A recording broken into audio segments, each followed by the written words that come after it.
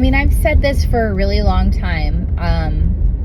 Internet customers, I think it's 72% of the time is the last metric I looked up, or 73% of the time, don't buy the car they originally inquired on. So even with your first party data, like sending out let's just say, I don't know, a RAV4 campaign. So sending out a RAV4 email campaign using your first party data, targeting, I mean, you target all the right things, right? You can target the equity or inequity, the higher interest rate than what you're currently offering. I mean, you could target a lot of things on it, right? But if 72, 73% of internet customers don't buy the car they originally inquired on, what makes you think when they trade in that car that they're going to buy the same car? Like, how many times have you had customers trade in a car and they're like, yeah, but I really wanted a third row seat, or yeah, I really wanted X, feature, leather interior, or better surround sound system, or, there's all kinds of different things that you can target with those campaigns if you're thinking in the right mindset that you can look at for, general just customer behavior.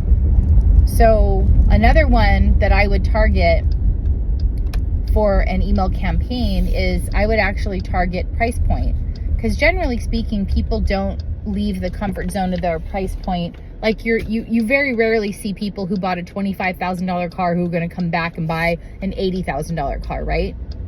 So they might target the next price point up. So if you have, if you're targeting using your first party data and targeting a certain client or customer base, you should probably target, let's say you have a campaign for 0% off of, I don't know, a truck that you have, a small compact truck. But what you're trying to target are people who maybe are, maybe that was a bad example. All right. I was going to stop it, but I'm going to keep going. So let's say you're targeting people who, let's say they got a mid-size SUV that doesn't have a third row seat. And you're going to target those people with a full-size SUV offer that has a third row seat. So you can use some of the knowledge that we have on customer behaviors, on people, how they trade up or trade down or trade even, however you want to put that, onto vehicles, and utilize that into your email campaigns to actually target the right person at the right time in the right mindset for the new car. So generally speaking, you always want to target a higher interest rate than the one you have. So if you have 5.49% financing right now on a vehicle model, I wouldn't target anybody. I would actually exclude from the targeting anybody who's got lower than a 5.49% interest rate, right? Or anybody who has lower than let's say a 5% straight up interest rate, because you probably could bump them 0.5%, but you're not going to bump them much more than that. There's not a whole lot of people who have a 0% finance rate from 4 years ago that are willing to give that up for 7.5% right now. Unless your car, knock on wood, I hope this never happened to anybody, but unless you had a total loss on your car and you have no choice.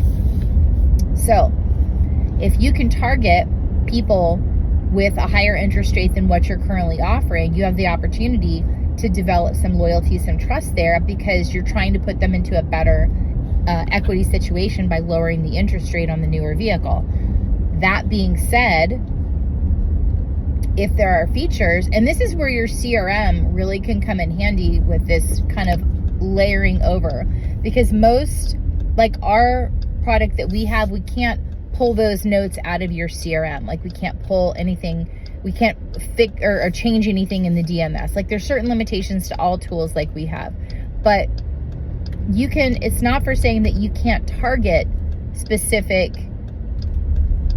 the shopper on that specific vehicle. Like we know, for example, on the brand new Camry is a hybrid, and we know that Toyota owners are particularly loyal, especially to that Camry.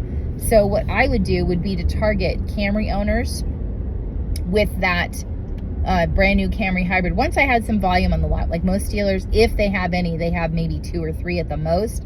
But once I had some volume on the lot for those 2025 Camry hybrids, they're not hybrids, they're just Camrys, I would actually do a target campaign for anybody who has a 3 or 4-year-old Camry, and as well as the same price point vehicle of anything that Toyota makes, right?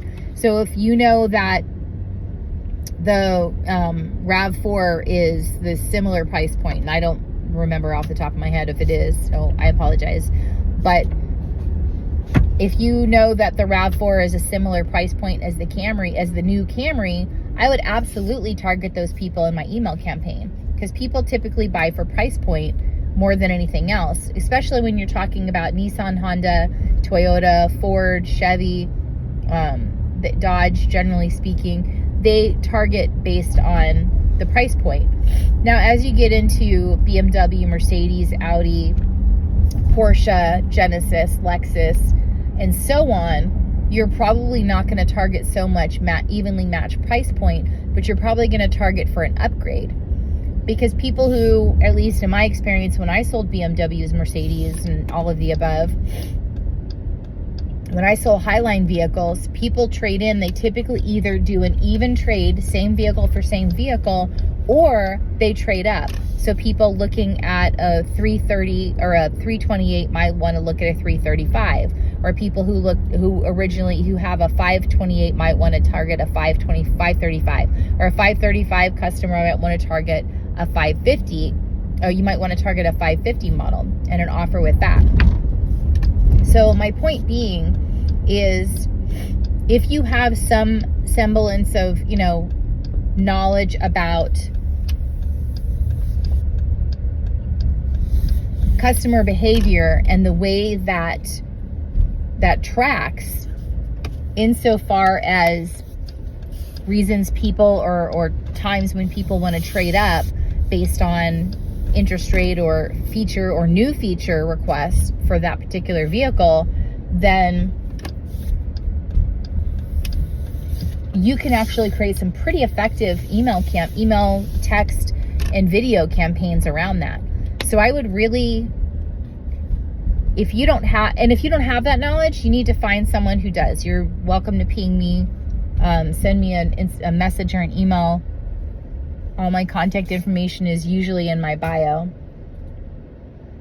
But by targeting specifically when customers are, and what's motivating, when customers are in that lower in that point where they're lower on the marketing funnel, and then targeting with what specifically a customer would be looking to upgrade, downgrade, adjust, anything like that, you're actually meeting the customer where they're shopping, as opposed to going out and trying to beat the bushes for customers. You're really meeting the customer where they're looking for and what they're looking for. So, and that speaks to a better level of customer service before you even interact with them.